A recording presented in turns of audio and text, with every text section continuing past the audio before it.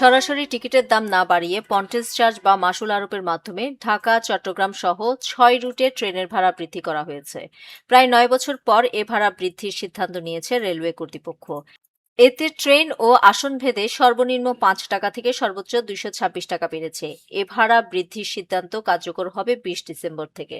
এদিকে ভাড়া বৃদ্ধির বিষয়ে রেলওয়ে কর্তৃপক্ষ বলছে, মূলত এ ভাড়া বৃদ্ধি করা হয়েছে পুরনো যেসব সেতু আছে ১০০ মিটারের বেশি সেগুলোর রক্ষণাবেক্ষণ ব্যয়ের জন্য। সব রুটে ভাড়া বৃদ্ধি করা হয়নি, কিছু রুটে বেড়েছে। যে ভাড়া বেড়েছে তা খুব বেশিও নয়। জানা গেছে, রেলের আয় বাড়াতে চলতি বছরের মে মাসে এভাবে পন্টেজ চার্জ বা মাশুল আরোপের মাধ্যমে ভাড়া বৃদ্ধির উদ্যোগ নেয় রেলওয়ে পূর্বাঞ্চল। যাচাই বাছাই ও আনুষ্ঠানিক প্রক্রিয়া শেষে ভাড়া বৃদ্ধির সিদ্ধান্ত চূড়ান্ত করে ডিসেম্বরে।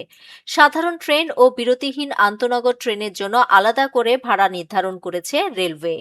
লোকসান সামাল দিতে আয় বৃদ্ধি ও ব্যয় হ্রাস নিয়ে গত ২৫ মে রেলওয়ের মহাপরিচালকের কার্যালয়ে এক সভা অনুষ্ঠিত হয়।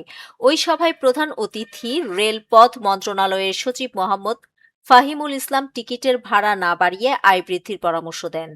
তিনি রেলওয়ের পূর্বাঞ্চলের ১০০ মিটারের বেশি লম্বা সেতুতে পন্টেজ চার্জ সমন্বয়ের জন্য নির্দেশনা দেন।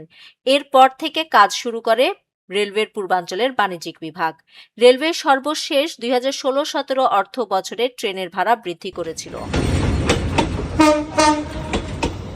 রেলওয়ে সূত্রে জানায়, গত ২৫ নভেম্বর রেলের উপপরিচালক মার্কেটিং শাহ আলম স্বাক্ষরিত এক চিঠিতে নতুন ভাড়া ২০ ডিসেম্বর থেকে কার্যকর করার বিষয়ে প্রয়োজনীয় ব্যবস্থা নিতে বলা হয়েছে। পূর্বাঞ্চলের প্রধান বাণিজ্যিক কর্মকর্তাকে এ চিঠি দেওয়া হয়। এরপর ৮ ডিসেম্বর সহকারী প্রধান বাণিজ্যিক কর্মকর্তা জসিমউদ্দিন ভূঁইয়া এ চিঠি কার্যকর জনস্বার্থে প্রচারের জন্য অনুমোদন করেন। পূর্বাঞ্চলের সর্বনিম্ন ভাড়া বাড়ছে ৫ টাকা আর সর্বোচ্চ ২২৬ টাকা। রেলওয়ে তথ্য অনুযায়ী ৬টি রুটে ১১টি সেতুতে পন্টেজ চার্জ আরোপ করা হচ্ছে।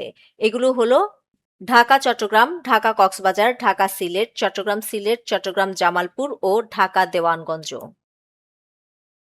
নিউজ ডেস্ক, দৈনিক পূর্বকোণ।